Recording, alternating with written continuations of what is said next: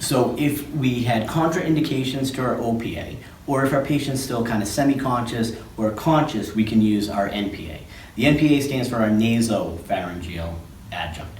So when we look at this here, it's going to go up through the nary. So we're looking at one nostril, and these come in different sizes. So again, these are going to be packaged. We're going to take them right out of the package. These come in individual package.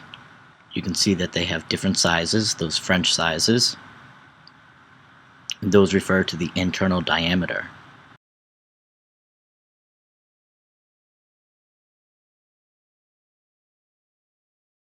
This is where now, when we look at how to insert this, we're always going to have the bevel end towards the septum, so towards the middle of the nose. In most of the population, the right nary is a little bit larger anatomically than the left. Not everybody, but enough that when you look at these, they come, pre-beveled to go into the right nary. Okay? So when we do this, we want to make sure that we kind of piggy up the nose. And these, we have this kind of plastic. We're going to do this in kind of a twisty, turny method. So some of these will come pre-packaged with a little packet of like water-based lubricant.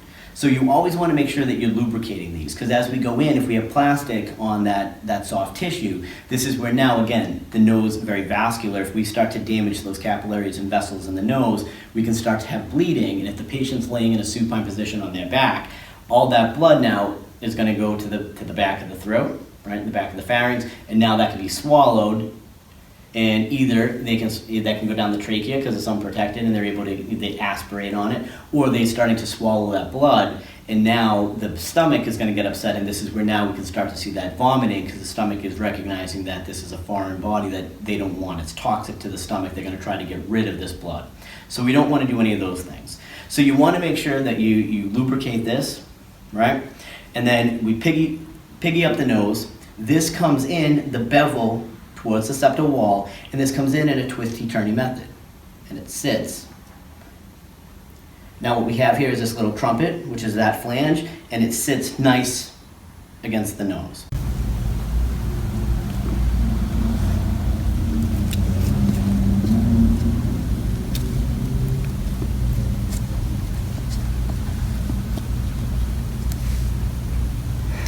So when we measure this, so when we're looking at the size, and these come in different sizes, and again, these are those French sizes, and I'll show you kind of the spectrum of them.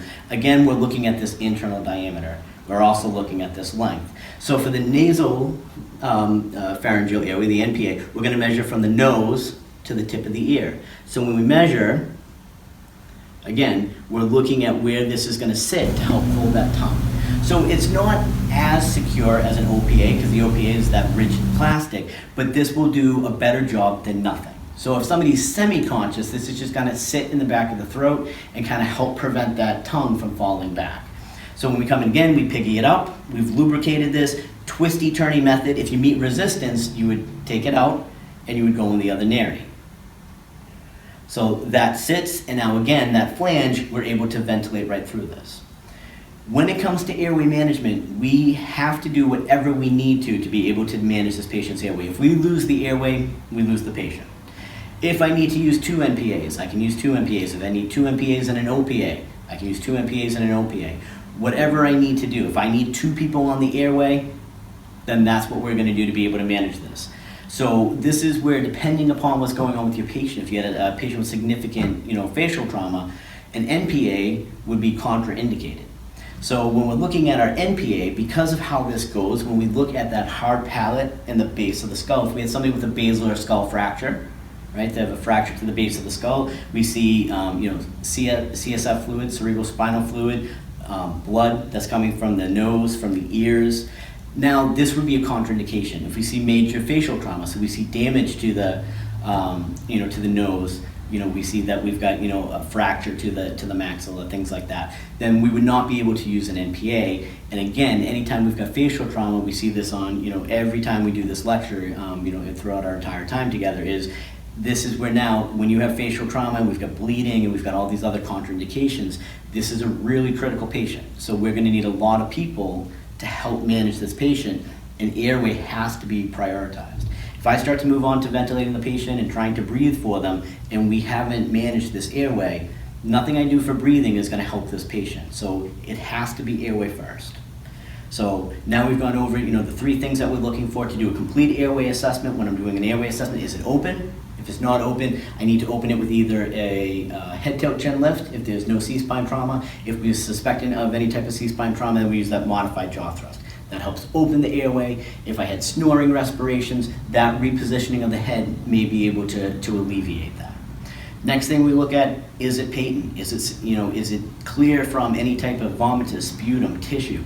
Anything that now, if we have that, if I were to go to now ventilate this patient without suctioning, I'm gonna force all of that right down into the lungs, right? Any of that in the lungs is gonna cause this patient to get that aspirated pneumonia, and this is one of the leading causes of patients becoming septic in the hospital and dying.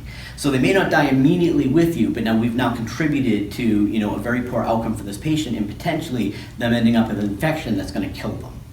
So we always want to make sure that we're doing this in a systematic approach. If we need to suction in more than 10 to 15 seconds, not losing sight of the distal tip, suctioning on the way out, and then putting that in our sterile saline to be able to reuse that suction if we need to suction again. Third thing, is the airway secure? If the patient's unresponsive, that answer is always no. So we now need to do some type of intervention to be able to prevent that tongue from falling back. If they are unresponsive and no gag reflex, we'll use our OPA, size it from the corner of the mouth to the corner of the ear. We'll come in and rotate that 90 degrees until the flange is flush with the lips, and then we'll be able to ventilate. If we had a patient who was semi-conscious, so they had an intact gag reflex, as long as there's no facial trauma or any of our contraindications to damage to the nose, to the face itself, we would then go with our NPA. So we would size that from the tip of the nose to the tip of the ear. It goes in bevel towards the septum, twisty-turny method. If we hit resistance, we'll pull out and we'll go in the other nary. So once we have those in play, whatever we need to do to manage this airway, if we need additional resources to do so, this is going to be a high priority patient every single time.